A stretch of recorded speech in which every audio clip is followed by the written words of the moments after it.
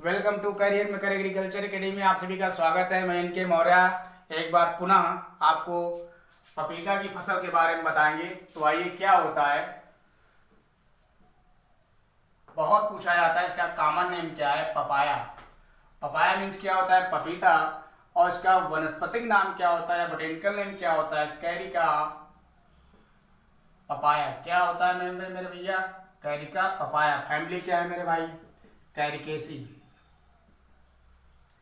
गुणसूत्र कितने पाए जाते हैं मेरे भाई, 18। वर्जिन प्लेस क्या है मेरे भाई, ट्रॉपिकल। क्या है मेरे भाई, ट्रॉपिकल अमेरिका। यह बहुत पूछ दिया जाता है, उष्णकटिबंधीय अमेरिका। हिंदी में इसको क्या कहते हैं, उष्णकटिबंधीय अमेरिका। इंग्लिश में क्या कहते हैं, ट्रॉपिकल अमेरिका। अब बात आती है मेरे भाई, पपीता के फल का प्रकार क्या है। तो भैया फ्रूट टाइप क्या है, क्या है मेरे भाई फल का प्रकार। तो बहुत पूछा जाता है कि भैया फ्रूट टाइप क्या है। तो मेरे भाई क्या है, बेरी। बहुत पूछा जाता है, जैसे आपका पपीता हो गया, अंगूर हो गया, अमरूद हो गया, इनके फल का प्रकार क्या होता है, बेरी।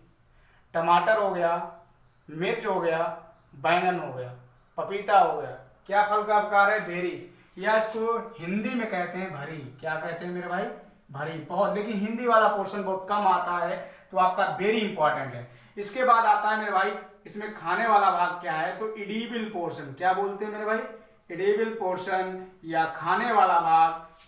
या खाने वाला भाग कौन है मेरे भाई, पपीता में खाने वाला भाग है मीजोकार्प। क्या है मेरे भैया, मीजोकार्प। या हिंदी में इसको कहते हैं मध्य फल भित्ति। क्या कहते हैं मेरे भाई, मध्य फल भित्ति। बहुत पूछा जाता है।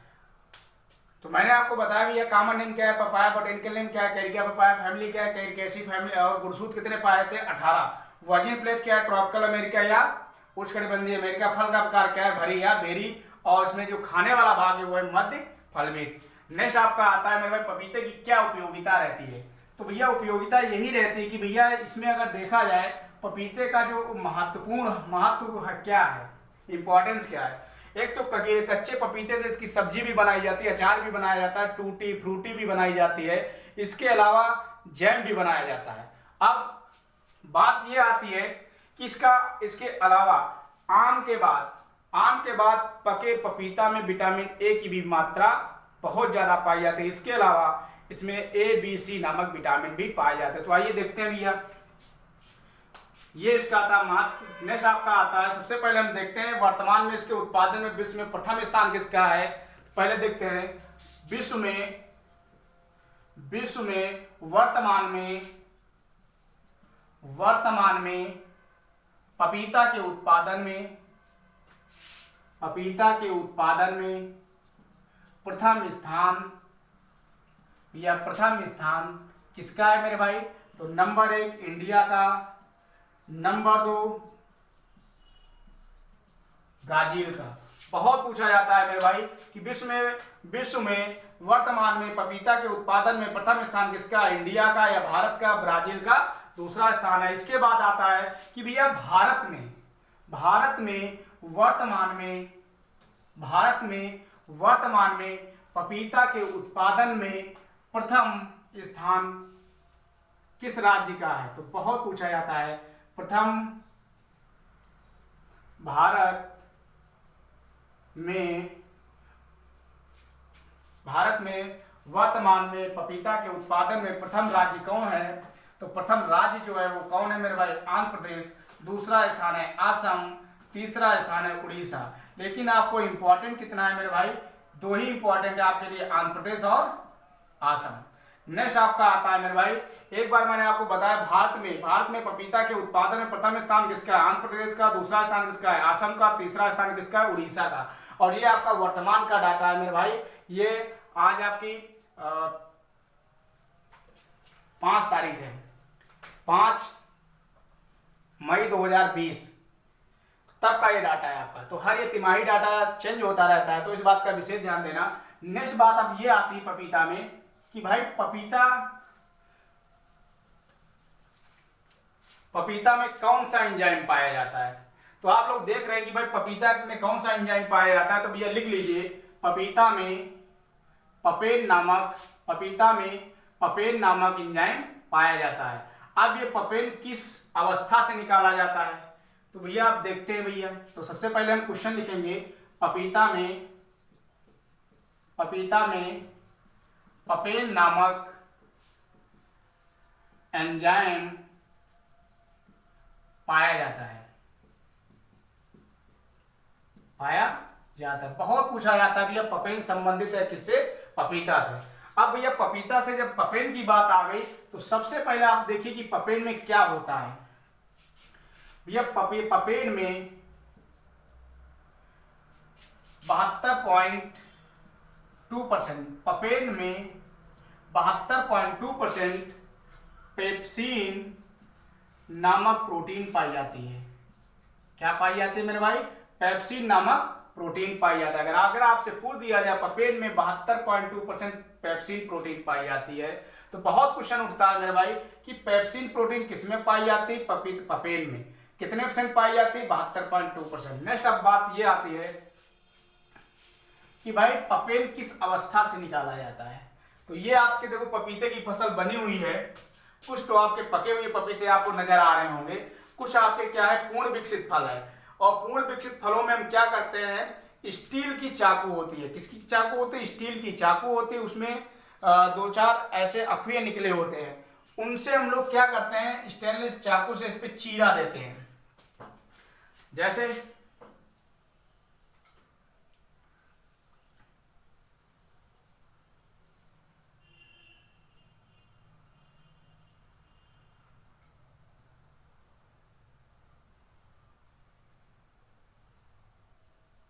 ये आपका मान लीजिए पूर्ण विकसित पपीता है। ये आपका क्या है? पूर्ण विकसित है।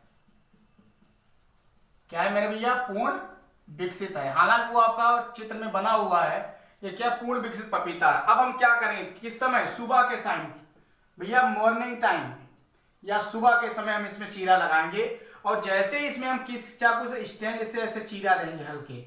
अब ये चीरा जब हम पूर्ण विकसित फल में लगाएंगे तो उसमें दूध निकलेगा। क्या निकलेगा मेरे भाई? मिल्क निकलेगा, या इसको क्या बोलेंगे? मिल्क निकलेगा, दूध निकलेगा। अब ये दूध जो निकलता है इसको या तो हम स्टेनलेस बर्तन में, स्टेनलेस स्टील वाले बर्तन में या कांच के बर्तन में इसको हम क्या करते हैं? कलेक्ट करते हैं। अब ये कलेक्ट होने के बाद जो इसको सुखाते हैं, और सुखाते इसको हल्की धूप में है। अगर तेज धूप होगी तो इसमें पपेन एंजाइम आपका नष्ट हो जाएगा। अब सुखाने के पश्चात क्या होता है, तो दूध को जब सुखा देते हैं, सबसे पहले हमने क्या किया? चीरा दिया। चीरा देने के पश्चात क्या हुआ? सूख गया। सूखने के पश्चात हमने एक बर्तन में कलेक्ट कर लिया। कलेक्ट करने के बाद जो ये सूखा दूध होता है, कैसा दूध होता है मेरे भाई? ड्राई दूध होता है, उसको हम क्या बोलते हैं? लेटेक्स। तो बहुत पूछा जाता है जो पपेन एंजाइम होता है वो किस में पाया जाता है? दूध में, लेटेक्स में, या दोनों में, या इनमें से कोई नहीं। तो अगर इनमें से दो का ऑप्शन तो दोनों में पाया जाता है, लेकिन मोस्टली जो सही है वो लेटेक्स में पाया जाता है। अगर आपसे पूछ दिया जाए पूर्ण विकसित फल से जो दूध निकाला जाता है और निकालने के बाद सूखा हुआ दूध क्या कहलाता है? लेटेक्स। तो अब मैंने आपको बताया कि भैया पपेन को किस कब निकालना चाहिए? सुबह के समय। और किस फल से निकालना चाहिए भैया? पूर्ण विकसित फल से निकालना चाहिए। किससे निकालना चाहिए मेरे भाई? पूर्ण विकसित फल से निकालना चाहिए। और पूर्ण विकसित जो फल आपका होता है उसमें दूध की मात्रा बहुत अधिक होती है, इसीलिए हमें पूर्ण विकसित ही फल से निकालना चाहिए। अब बात ये आती है मेरे भाई कि ये कौन सी अवस्था होती है कि पपेन को किस अवस्था में निकालते हैं। तो भैया पपेन को अर्ध परिपक्वता के समय, अर्ध परिपक्वता, या इसको इंग्लिश में बोलते हैं भैया सेमी मैच्योर स्टेज।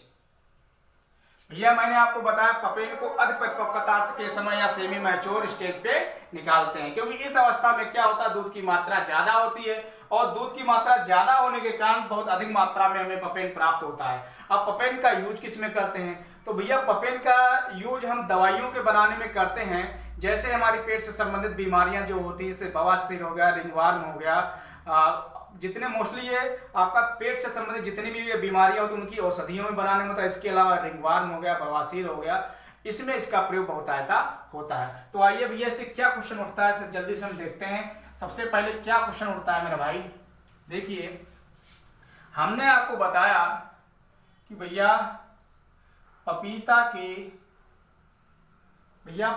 के पूर्ण, सबसे पहले क्या क्वेश्चन निकलता है, नंबर 1, पपेन किस अवस्था से निकाला जाता है। पपेन अध परिपक्वता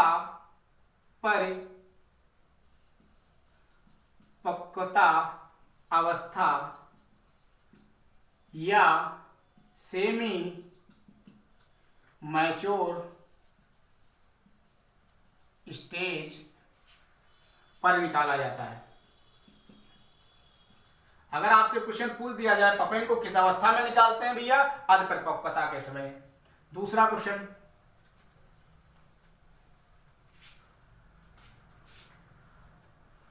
पपेन को सुबह के समय निकालना चाहिए। पपेन को सुबह के समय निकालना चाहिए। बहुत पूछा जाता है भैया पपेन को किस समय निकालना चाहिए मेरे भाई, सुबह के समय निकालना चाहिए। अब बात आती है मेरे भाई पपीता के पूर्ण विकसित, दूसरा क्वेश्चन, पपीता के पूर्ण विकसित, बहुत पूछा जाता है पपीता के पूर्ण विकसित फलों से प्राप्त दूध को सुखाने के बाद, क्या मेरे भाई, सुखाने के बाद प्राप्त पदार्थ को लेटेक्स कहते हैं। क्या कहते हैं मेरे भैया, लेटेक्स कहते हैं। क्या कहते हैं भैया, लेटेक्स। कैसे लिखते हैं मेरे भाई, लेटेक्स। बहुत पूछा जाता है। नेक्स्ट आपका बहुत पूछा जाता है मेरे भैया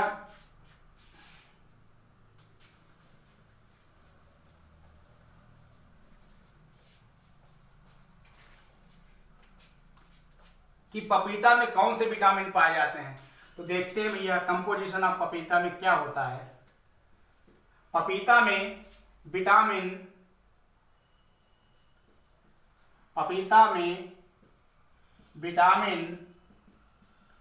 ए, बी व सी नामक विटामिन पाए जाते हैं। बहुत पूछा जाता है पपीता में विटामिन ए, बी व सी पाए जाते हैं। क्या पाए जाते हैं, ए व बी पाए जाते हैं। बहुत पूछा जाता है क्वेश्चन। अब बात आती है मेरे भाई पपीता से हमें विटामिन ए कितना मिलता है। तो बहुत पूछा जाता है कि भैया पके आम के बाद जो विटामिन की मात्रा पाई जाती है, वो किसमें पाई जाती है, पपीता में। तो लिख लीजिए पपीता में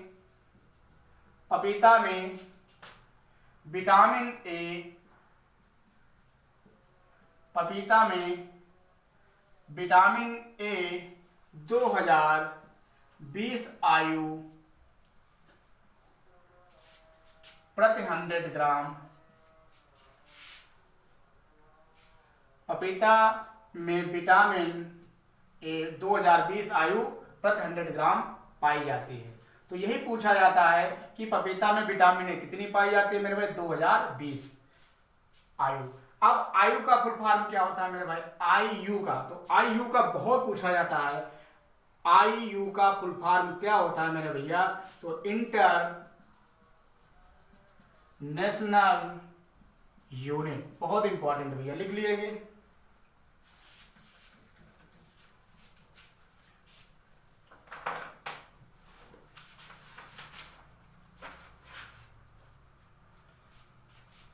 क्योंकि इससे आपका क्वेश्चन आता ही रहता है एससीआर, बीसी और यूपी कैटेट में। तो इसको हम देखेंगे। नेक्स्ट आपका आता है क्लाइमेट। क्या आता है मेरे भाई, क्लाइमेट मीन्स क्या होता है, जलवायु। जब किस वर्ष में विभिन्न महीनों के अवस्था परिवर्तन को या मौसम के परिवर्तन को हम क्या कहते हैं? जलवायु। अब जलवायु में क्या होता है मेरे भाई? तापमान क्या होता है? घटता बढ़ता रहता है, नमी घटती बढ़ती रहती है, ये आपका घटना और बढ़ना लगा रहता है। तो हम जलवायु से क्या क्वेश्चन आता है? बहुत पूछा जाता है भैया इसके लिए कौन सी जलवायु की आवश्यकता होती है? Hot and wet climate. कौन सी? Hot and wet climate. इसको हम बोलते हैं हिंदी में गर्म तथा नम जलवायु। गर्म तथा नम जलवायु। और एक क्वेश्चन बहुत पूछा जाता है कैसा फल है? तो भैया यह उष्णकटिबंधीय या ट्रॉपिकल फ्रूट है। भैया कैसा फ्रूट है? ट्रॉपिकल फ्रूट है, या इसको बोलते हैं हिंदी में उष्णकटिबंधीय या गर्म प्रदेशों में यह होता है। नेक्स्ट आपका आता है मृदा। भैया मृदा से क्वेश्चन जरूर आता है। मैंने आपको बताया भैया इसके लिए कौन से जलवायु की आवश्यकता होती है? गर्म तथा नम जलवायु की। और इसके लिए ये कैसा फल है? ट्रॉपिकल फ्रूट है। कैसा फ्रूट है मेरे भाई? ट्रॉपिकल फ्रूट है, या हिंदी में इसको कहते हैं उष्णकटिबंधीय फल। अब बात आती है भैया मृदा, क्योंकि मृदा से रिलेटेड ये बहुत इंपॉर्टेंट क्वेश्चन आईसीआर, बीजी और यूपी कैडेट के लिए भाई बहुत पूछा जाता है कि भैया इसके लिए कौन सी मृदा सर्वोत्तम होती है मेरे भाई? कौन सी मृदा सर्वोत्तम होती है? तो हेडिंग डालेंगे सॉइल। और कौन सी मृदा सर्वोत्तम होती है मेरे भैया? तो बहुत पूछा जाता है सैंडी, लोम और सैंडी, बलुई दोमट या बलुई मृदा। बहुत इंपॉर्टेंट है मेरे भाई, ये आपका कई बार एग्जाम में पूछा गया है मेरे भैया, तो इसको आप याद रखिएगा कि ये कई बार पूछा गया। कौन मृदा होनी चाहिए? सैंडी, लोम या सैंडी, बलुई दोमट या बलुई मृदा। अब बात आती है मेरे भैया, अब बात आती है मेरे भाई प्रजातियों की। तो प्रजातियां कौन कौन सी हैं? प्रजातियां दो प्रकार की होती है, एक होती है आपकी गायनोडायोसियस, दूसरी होती है डायोसियस। अब बात आती है मेरे भाई, सबसे पहले हम किसकी बात करेंगे? गायनोडायोसियस। तो आइए भैया कौन सी? Number 1 Pusa majesty, number 2 Pusa delicious, number 3 Coorg honeydew. बहुत पूछा जाता है मेरे भाई कुर्ग हनीड्यू। नेक्स्ट आपका आता है ताइवान। नेक्स्ट आपका आता है सनराइज सोलो। बहुत पूछा जाता है मेरे भाई सनराइज सोलो। इसके अलावा हनी ड्यू।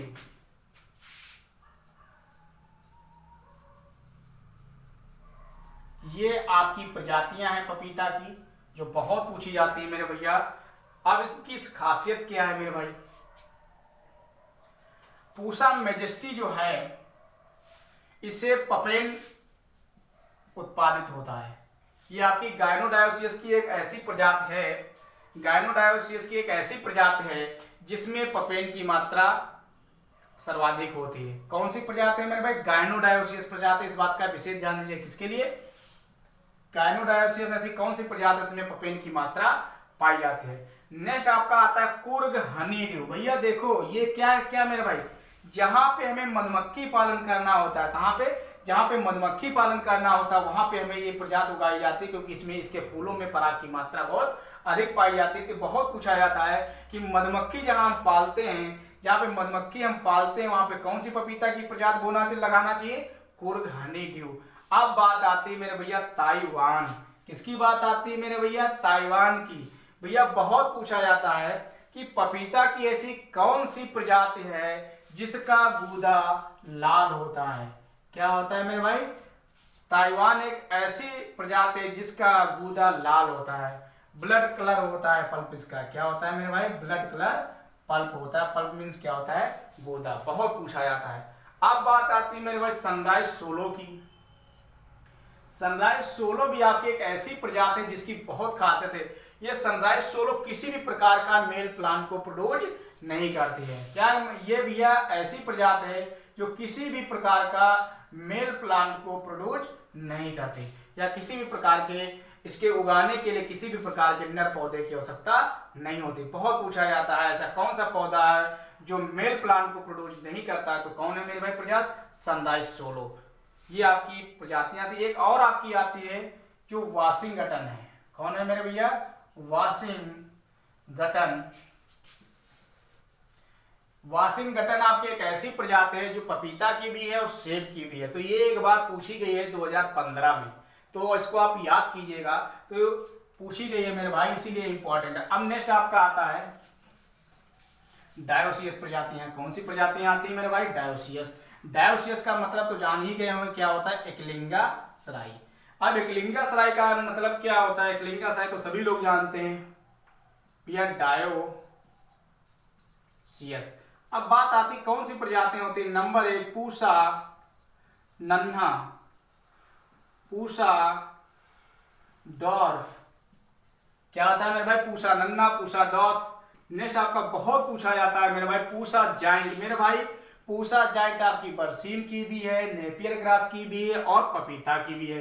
तो भैया ये पूछा जाता है, एक बार याद फिर कर लेना मेरे भाई। ये वाला जाइंट है GANT जाइंट।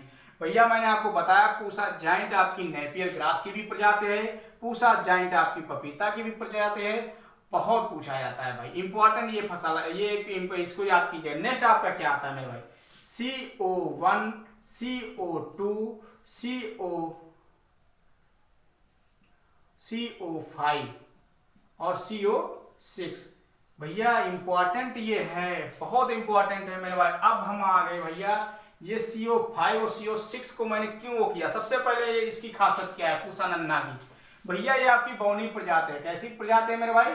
बौनी प्रजाति है। तो बहुत पूछा जाता है पपीता की बौनी प्रजाति है। कौन है मेरे भाई? पूसा नन्हा। अब भैया इसका जो आंतरण रहता है 1.25 × 1.25 मीटर स्क्वायर। अब बताते हैं, बहुत पूछा जाता है कि भैया पूसा नन्हा, मैंने आपको बताया भैया पूसा नन्हा कैसी प्रजाति है? डॉर्फ वैरायटी या बौनी प्रजाति है। इसमें इसका जो डिस्टेंस रहता है, अंतरण रहता है कि पंक्ति से पंक्ति की दूरी, पौधे से पौधे की दूरी 1.25 × 1.25 मीटर स्क्वायर। अब बात आती है कि भैया पूसा नन्हा के प्रति हेक्टेयर पौधों की संख्या कितनी आती है मेरे भैया? तो 6000 प्रति हेक्टेयर। अगर आपसे पूछ दिया जाए पूसा नन्हा के प्रति हेक्टेयर पौधों की संख्या कितनी होती है मेरे भाई? तो 6000 पौधे प्रति हेक्टेयर। अब बात आती है मेरे भाई इसके बाद CO और CO5। CO और CO5 की खासियत क्या है मेरे भाई? सॉरी, पहले इसको देख लेते हैं। भैया पूसा जाइंट आपके एक ऐसी प्रजाति जिसे टॉफी बनाई जाती है। टॉफी, फ्रूटी, कैंडी, ये आपकी टॉफियां आती हैं जिनके बनाने में इसका यूज होता है। टॉफी बनाने में, कैंडी बनाने में किसका रस मोस्टली यूज किया जाता है? तो पूसा जाइंट का। नेक्स्ट आपका जो सबसे इंपॉर्टेंट है, ये दोनों इंपॉर्टेंट है। अब आ जाते हैं CO5 और CO6 पे। तो भैया देखिए भैया कोयम्बटूर 5, कोयम्बटूर 6। भैया सर्वाधिक मात्रा में पपेन, सर्वाधिक मात्रा में पपेन किस प्रजाति से निकलता है? सर्वाधिक मात्रा में पपेन कौन सी प्रजाति से निकलता है? तो CO5 या कोयम्बटूर CO5, उसके बाद CO6 और उसके बाद पूसा मैजेस्टी का नंबर आता है। किसका नंबर आता है मेरे भाई? पूसा मैजेस्टी का। मैंने आपको बताया मेरे भाई। आप क्वेश्चन लिखेंगे सर्वाधिक मात्रा में पपीता की, सर्वाधिक मात्रा में पपेन पपीता की कौन सी प्रजाति में पाया जाता है? बहुत पूछा था। पाया, पपीता की कौन सी प्रजाति में पाया जाता है? तो भैया क्वेश्चन आप लिख लेंगे पाया जाता है। तो भैया CO5 या कोयम्बटूर 5। लगभग 1500 से 1600 किलोग्राम प्रति हेक्टेयर आपका इससे आपका उत्पादित होगा प्रति ईयर। अब बात आती है कि भैया CO5 के बाद, तो ये क्वेश्चन बदल गया मेरे भाई। नेक्स्ट आपका आता है कि भैया सर्वाधिक मात्रा में, मतलब ज्यादा से लेके कम मात्रा में, सर्वाधिक मात्रा में, दूसरा क्वेश्चन, सर्वाधिक मात्रा में पपेन पाई जाने वाली प्रजातियां। अब बात आ रही सर्वाधिक पपेन, सर्वाधिक मात्रा पपेन, सर्वाधिक पपेन की मात्रा, सर्वाधिक पपेन की मात्रा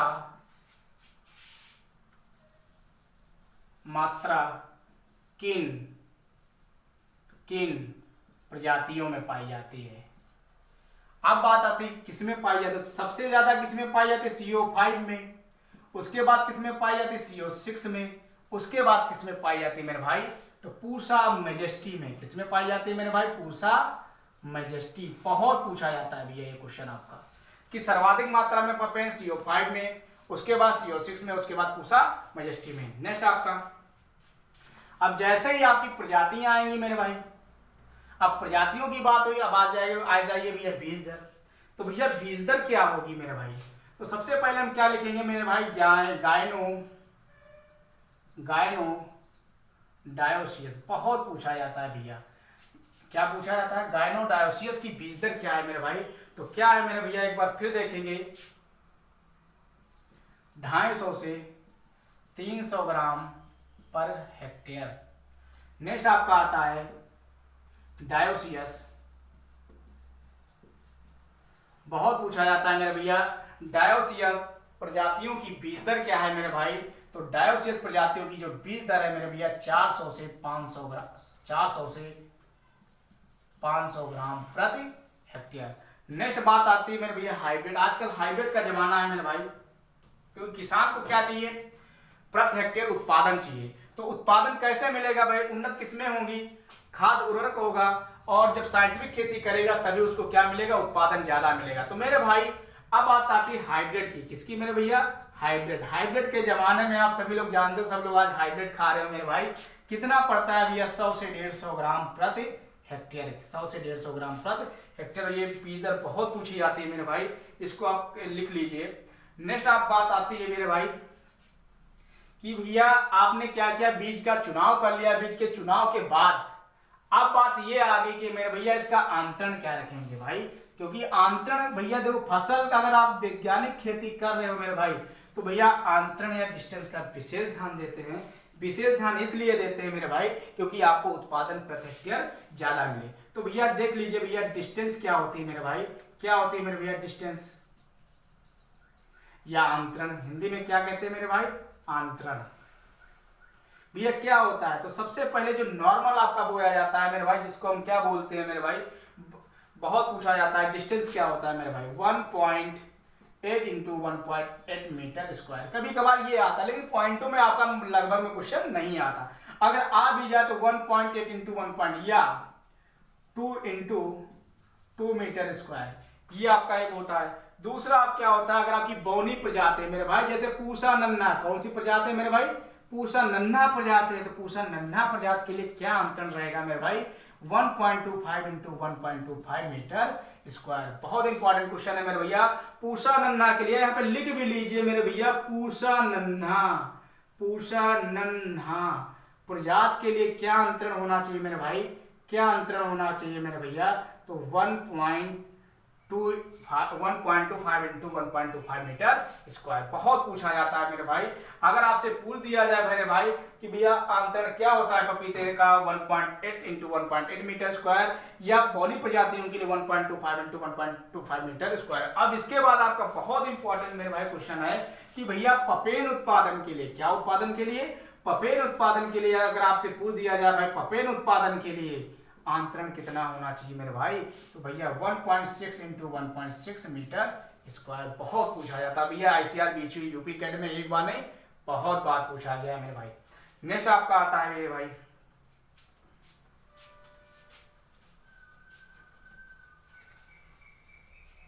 कि भैया पपीते की खेती के लिए नर तथा मादा का अनुपात क्या होना चाहिए। तो भाई कोई भी चीज हो, अगर अपनी जनरेशन को बढ़ाना है, नर मादा की आवश्यकता तो पड़ती है, ऐसा तो ही नहीं सिंगल आप बच्चा पैदा कर ले तो भाई कोई भी नहीं कर पाएगा। तो भैया मैंने आपको पहले ही बताया कि भाई पपीता कि खेती के लिए नर तथा मादा का अनुपात, मादा पौधे का अनुपात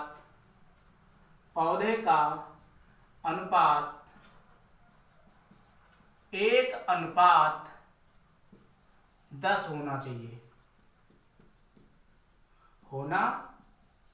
बहुत पूछा जाता है, हिट क्वेश्चन है मेरे भाई, ये आपका हिट क्वेश्चन है, एक बार ने कई बार पूछा भी गया है मेरे भैया, तो इसको याद कीजिएगा मेरे भाई, एक बार ने कई बार पूछा गया है। दूसरा क्वेश्चन आपका पूछता है मेरे भैया कि भैया पपीते क्या हो गया, आप लोग खाया भी होगा, अच्छा भी लगता है और ये सस्ता भी मिलता है। अब बात आती है मेरे भैया पपीते की फसल में आपने क्या किया, नर और मादा का अनुपात देख लिया, उसके बाद अब क्या होगा, फसल आपकी तैयार हो रही है। अब फसल जब तैयार होगी मेरे भाई तो फूल आएगा। तो सबसे पहले बात यह है कि भैया पपीता में फूल कितने माह बाद आता, तो लिख लीजिए पपीता रोपाई के 4 से 5 महीने बाद फूल आने लगते हैं। बहुत क्वेश्चन इंपॉर्टेंट। दूसरा क्वेश्चन, फूल आने के बाद पपीता की फसल में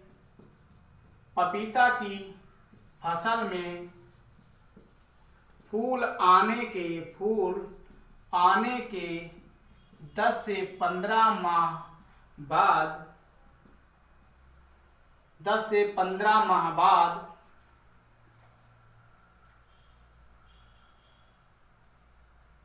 बाद फल मिलने लगते हैं। बहुत इंपॉर्टेंट है, फल हमें कब प्राप्त होते हैं, रोपाई के 10 से 15 माह बाद। ये आपका एक क्वेश्चन इंपॉर्टेंट है। अब बात ये आती है मेरे भाई कि पपीता के 1 ग्राम में कितने पौधे होते हैं या 1 ग्राम में कितने बीज होते हैं, तो लिख लीजिए पपीता के 1 ग्राम में 20 पौधे या 20 बीज होते हैं।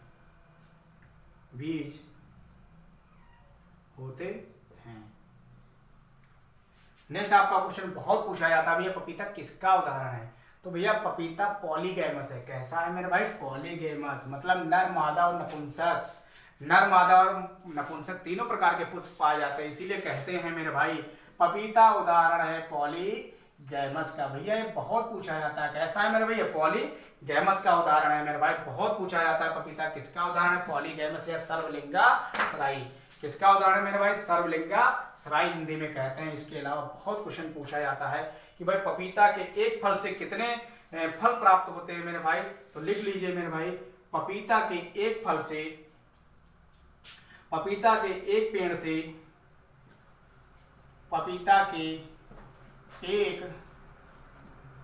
पेड़ से 25 से 100 फल प्राप्त होते हैं।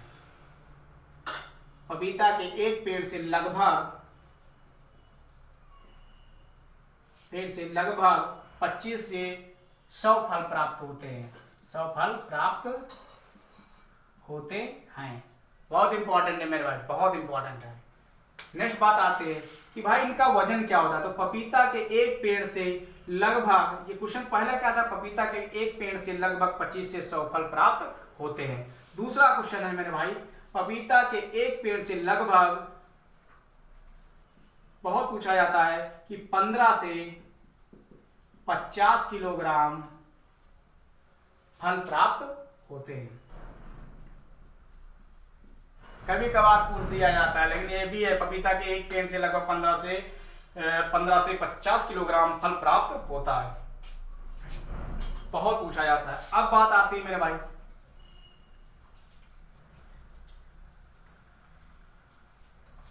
कि पपीता का उपनाम क्या है, तो मेलन ट्री के नाम से जाना जाता है। पपीता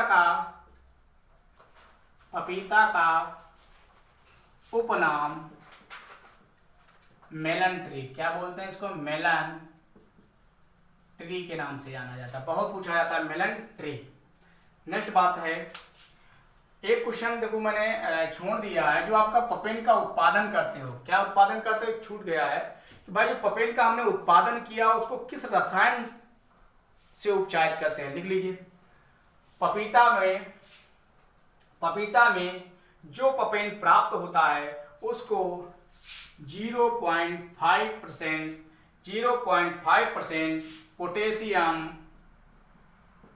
पोटेशियम मेटा बाई सल्फेट नामक रसायन से संरक्षित करते हैं। ये क्वेश्चन आपका बहुत पूछा जाता है मेरे भाई, तो इसको आप वो कर लीजिएगा। इसके बाद आपके आते हैं मेरे भाई सिंचाई। तो सिंचाई हम आपको इसलिए बता रहे हैं क्योंकि ये इंपॉर्टेंट है मेरे भाई। तो भैया सिंचाई या इरिगेशन मैनेजमेंट जो आपका होता है, क्या होता है मेरे भैया, इरिगेशन मैनेजमेंट। सीधा आप जाने सिंचाई भैया। तो सिंचाई की सर्वोत्तम विधि कौन सी है मेरे भाई, तो भैया पपीता, मैंने आपको पहले ही बताया है। अब एक बात और याद रखिए, यहाँ से ही उठता है कि भैया अधिक जल भराव के प्रति, यदि आपके पपीता की फसल में या आप ऐसे क्षेत्रों में उगा रहे हैं जहां पे पपीता की फसल, कहाँ उगा रहे हो मेरे भाई, यदि आप ऐसे क्षेत्र में उगा रहे हो जहां पे पपीता की फसल उगा रहे हो वहां पे जल अधिक मात्रा में है, क्या है मेरे भाई, वाटर लॉगिंग कंडीशन है। कौन सी कंडीशन है मेरे भैया, वाटर लॉगिंग कंडीशन है, या जल भराव वाली स्थिति है। ऐसे क्षेत्र में आप पपीता उगा रहे हो जहाँ पे पानी बहुतायता भर जाता है, तो उसके वो पानी या वो क्षेत्र क्या होगा, पपीता के लिए क्या होगा, हानिकारक होगा। तो बहुत पूछा जाता है papaya water logging sensitive plant या पपीता। नंबर 1 क्वेश्चन, पपीता अधिक जल भराव के प्रति अत्यधिक संवेदनशील है या सेंसिटिव। भैया पानी थोड़ा सा भी अगर भर गया तो भैया पपीते की फसल को क्या होगा, नुकसान होगा। तो हमें ऐसे क्षेत्र में उगाना है जहां पे पपीता की फसल में पानी भरा नहीं होना चाहिए, या अगर बाई चांस भर जाए, वर्षा हो जाए, तो उसको निकालने की उचित व्यवस्था होनी चाहिए। तो इसी दृष्टि से हम देखते हैं कि भाई पपीता की खेती के लिए कौन सी सिंचाई की सर्वोत्तम विधि है। तो लिख लीजिए, पपीता में सिंचाई की सर्वोत्तम विधि है, पपीता में सिंचाई की सर्वोत्तम विधि है, बहुत पूछा जाता है, रिंग मेथड या रिंग विधि, बहुत पूछा जाता है मेरे भैया, इंपॉर्टेंट है, टिक कर लीजिए। गारंटी के साथ ये क्वेश्चन कई बार पूछा गया है मेरा, रिंग मेथड। अब बात, जैसे ही आपने पानी लगाया, जैसे आप पानी लगाओगे मेरे भाई, वैसे तुरंत आपका क्या कीट अटैक करेगा। कौन अटैक करेगा मेरे भैया, कीट अटैक करेगा। अब जब कीट आपका अटैक करेगा मेरे भाई, तब क्या आएगा, रोग आएगा। क्योंकि पहले फसल भैया कब कमजोर होती, जब आपका कीट आएगा। और जब आपका कीट आएगा और कीट आने के पश्चात वो फसल को खाएगा, और फसल को खाने के पश्चात क्या होगा, फसल कमजोर होगी, और कमजोर होने के पश्चात क्या होता है, उस पर रोग आएंगे। रोग कैसे आएंगे, जैसे मैंने आपको बताया कीट आता है, तो भैया कीट क्या लगता है, एक बार ये भी देख लीजिए। क्योंकि फसल में कीट लगेगा तो सबसे पहले कौन लगता है भैया, माहू लगता है। कौन लगता है मेरे भाई, माहू लगता है। अब या इसको इंग्लिश में क्या बोलते हैं, एफिड। ये इसके बच्चे तथा वयस्क दोनों क्या करते हैं, पौधों की पत्तियों से तथा फलों से रस चूसते हैं। इसके माउथ पार्ट पाए जाते हैं, पियर्सिंग एंड सकिंग टाइप। ये 2 बार बीच में पूछा जा चुका, 2016 और 2017 में लगातार। Important question. भैया मुखपांग कैसे होते हैं, चूसने वाले के, इसके होते हैं चूसने वाले तथा छेद करने वाले, पियर्सिंग एंड सकिंग टाइप। क्या साइंटिफिक नेम है भैया, वैज्ञानिक नाम क्या है मेरे भाई, बहुत पूछा जाता है, माइजस पर्सिकी, बहुत पूछा है, माइजस पर्सिकी, बहुत पूछा जाता है। या इसके अलावा एपिस गॉस्पी भी इस पर अटैक करता है। लेकिन आप बस इतने जानिए, क्योंकि अगर संपूर्ण जानकारी आपको लेना है तो आइए हमारे करियर मेकर एग्रीकल्चर एकेडमी संस्थान में। लॉकडाउन होने के बाद जैसे ही प्रशासन आपको आदेश देता है, तुरंत आप आइए, तो और जानकारी मिलेगी। प्लस और जैसा आपको मैं ये सब्जेक्ट पढ़ा रहा हूँ, इसके अलावा और भी सब्जेक्ट के आपको वीडियो मिलेंगे मेरे भाई। नेक्स्ट बहुत पूछा जाता है व्हाइट फ्लाई या सफेद मक्खी। भैया ये क्या करती है? ये भी पौधों की पत्तियों को खाने का काम शुरुआत करती है। क्या नाम है इसका? साइंटिफिक नेम क्या है मेरे भाई? पेमेसिया, पेमेसिया टेबेसाई, टेबेसाई बहुत पूछा जाता है भैया, टेबेसाई बहुत पूछा जाता है। नेक्स्ट आपका आता है रोग। अब रोग में क्या होता है कि कीट आपके दो ही इंपॉर्टेंट थे। रोग में आपका बहुत इंपॉर्टेंट आता है कि भैया फुट रॉट। क्या आता है मेरे भाई? फुट रॉट बहुत पूछा जाता है। जैसे फुट रॉट कहाँ लगा? ये जो निचला पोर्शन है क्या होता है? ये फुट होता है। क्या होता है मेरे भाई? फुट होता है। जैसे यहाँ पे नमी की अधिकता होती है, नमी की अधिकता होती तो मेरे भैया कौन सा रोग हो जाता है? Foot rot. क्या इसको बोलते हैं? फुट रॉट, या इसको और नाम है स्टेम रॉट। क्या बोलते हैं मेरे भैया? स्टेम रॉट या तना सड़न। हिंदी में क्या बोलेंगे मेरे भाई? चाहे फुट रॉट कह लीजिए या स्टेम रॉट कह लीजिए, दोनों का एक ही नाम है मेरे भैया, तना सड़न। क्या है मेरे भैया? तना सड़न। किसके द्वारा होता है? मैंने कहा भैया जैसे ही आपके खेत में नमी की मात्रा अधिक होगी, क्या क्रिएट होगी? फंगस। क्या क्रिएट होगी? फंगस। और कभी भी फफूंदी अगर आपकी आएगी या कवक आएगा तो क्या करता है? पौधे को या मनुष्य को या कोई भी लिविंग ऑर्गेनिज्म सभी को सड़ाने का कार्य करता है मेरे भाई। इसने क्या किया? इसने पौधे को सड़ा दिया, और पौधे को सड़ाने के पश्चात क्या हुआ? इसमें हनीकम्ब स्ट्रक्चर निकला। आपने देखा होगा जब पपीता का फल पेड़ सड़ता है तो उसमें मधुमक्खी के छत्ते के समान उसकी संरचना नजर आती है। तो बहुत पूछा जाता है पपीते का ऐसा कौन सा रोग है जिसमें, सबसे पहले साइंटिफिक नेम लिख लीजिए, पिथियम, पिथियम एफेनी डरमैटम। अब बात आती जैसे ये रोग लगेगा तो भैया जो इसके करेक्टर होंगे क्या होंगे मेरे भाई? करेक्टर। तो Honey comb structure, Honey comb structure नजर आएगा, मतलब मधुमक्खी के छत्ते के समान संरचना नजर आएगी भैया कौन से? फुट रॉट में। नेक्स्ट आपका आता है मेरे भाई मोजेक रोग। बहुत इंपॉर्टेंट है मेरे भाई। दूसरा कौन सा रोग मेरे भाई? मोजेक रोग है। कौन सा? मोजेक। अब मोजेक रोग का मेन लक्षण क्या होता है? पौधे आपके हरे भरे होते, फल नहीं आते हैं मेरे भाई। पौधे आपके हरे भरे होते, बहुत वृद्धि कर रहे होते हैं। फल आने के समय, लगभग फल आने से पहले वाली अवस्था जो होती है वेजिटेटिव ग्रोथ पे ये रोग लगता है। पौधे की पत्तियां का जो आकार है बड़ा क्या होता है? ऐसे फैली हुई होती है, वो क्या हो जाती है मेरे भाई? ऐसे फैली आपकी पत्तियां ऐसे से। ये अचानक रोग लग गया तो क्या हुई? आपस में ऐसे सिकुड़ गई और छोटी पड़ गई। ये अवस्था क्या होता है? पत्तियों का सिकुड़ना ही क्या कहलाता है मेरे भाई? पौधे की अचानक ग्रोथ रुक जाती है। तो ये रोग किसके द्वारा होता है मेरे भाई? वायरस के द्वारा होता है। कौन से? किसके द्वारा होता है? वायरस के द्वारा होता है। और कौन से वायरस के द्वारा होता है भैया? कैरिका। सबसे पहले लिखिए किसके द्वारा होता है? वायरस के द्वारा। भैया वायरस का नाम क्या है मेरे भाई? Carica virus 1। क्या है मेरे भैया?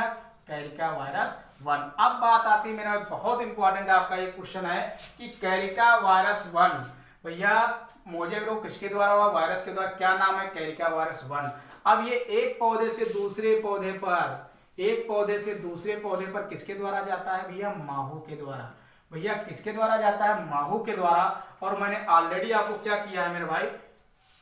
मैंने ऑलरेडी आपको बता दिया है कि भैया इसका जो नाम है एफिस माइजस परसिकी। अब बात और भी एक क्वेश्चन आ जाता है भैया कि भैया वायरस के द्वारा होता है कि एक तो वायरस का नाम ये है, दूसरा आपका वायरस का नाम एक और है मेरे भाई पपाया मोजेक वायरस। एक आपका और नाम पूछा जाता है मेरे भैया पपाया रिंग स्पॉट वायरस। भैया तीन में से कोई भी आ जाए, लेकिन सबसे 99.9% कौन इंपॉर्टेंट है मेरे भाई? Carica virus 1। यही एक बार नहीं कम से कम 5-6 बार यूपी कैडेट के एग्जाम में पूछा जा चुका है मेरे भाई। तो इसको बहुत ही आपको याद रखिए कि मोजेक रोग किसके द्वारा होता है? वायरस के द्वारा होता है मेरे भैया। किसके द्वारा होता है? वायरस के द्वारा। कौन से वायरस? कैरिका वायरस के द्वारा, कैरिका वायरस 1 के द्वारा। वाहक है माहू। इसके अलावा दूसरा रोग भैया बहुत इंपॉर्टेंट, और भी बहुत इंपॉर्टेंट, वो एक में कई में लगता है, ये भी रोग कई में लगता है भैया। क्या है मेरे भैया? Leaf curl. क्या है मेरे भाई? लीफ कर्ल, या इसको बोलते हैं पर्णकुंचन। क्या बोलते हैं मेरे भाई? पर्णकुंचन। किसके द्वारा होता है? वायरस के द्वारा होता है। किसके द्वारा होता है मेरे भाई? वायरस के द्वारा होता है। और इसका साइंटिफिक नेम क्या है मेरे भैया, निकोटियाना, सॉरी नाम क्या है इसका, निकोटियाना, निकोटियाना वायरस। बहुत पूछा जाता है निकोटियाना वायरस 10, क्या नाम है मेरे भाई, निकोटियाना वायरस 10। अब ये बहुत पूछा जाता है कि भैया इसको एक पौधे से दूसरे पौधे पर, इसको एक पौधे से दूसरे पौधे पर ले जाने वाला कीट कौन है मेरे भाई, सफेद मक्खी। कौन है मेरे भैया, सफेद मक्खी। लेकिन ये नहीं पूछा जाता है मेरे भाई, इसका इंग्लिश वर्जन आता है व्हाइट फ्लाई। क्या पूछा जाता है मेरे भैया, व्हाइट फ्लाई। क्या साइंटिफिक नेम है मेरे भैया, व्हाइट फ्लाई। सफेद मक्खी का क्या नाम है, बेमेसिया टेबेसाई। बहुत पूछा जाता है, बेमेसिया, बेमेसिया टेबेसाई, बहुत पूछा जाता है। ये इंपॉर्टेंट क्वेश्चन है मेरे भाई। अब इसके बाद आपका जो रोग आता है मोस्टली फलों पे आता है, एंथ्रेक्नोज। कौन सा रोग आता है मेरे भाई, एंथ्रेक्नोज। मैंने आपको फल आपको दिख रहे होंगे, जिन फलों पे कौन सा रोग आता है भैया, एंथ्रेक। जैसे ही आप कहीं भी आप एंथ्रेक्नोज या हिंदी में कहते हैं श्याम वर्ण, तो सबसे पहले लिखिए किसके द्वारा होता है मेरे भैया, फंगस के द्वारा होता है। अब जानिए कि भैया जब एंथ्रेक्नोज आपका रोग होगा तो ये कहाँ पे आएगा भैया, ये आपका फलों पे आता है। कहाँ पे इसके लक्षण आते हैं, फलों पे आते हैं। तो बहुत पूछा जाता है कि anthracnose symptoms occur on fruit, तो भैया कहाँ पे आता है भैया, फलों पे आता है। अब बात आती है मेरे भैया इसका नाम क्या है साइंटिफिक, बहुत पूछा जाता है मेरे भैया, कोलेटोट्राइकम, कोलेटोट्राइकम पपाई। क्या होता है मेरे भैया, पपाई। बहुत पूछा जाता है। नेक्स्ट आपका आता है उपज, जो आपके लिए इंपॉर्टेंट है।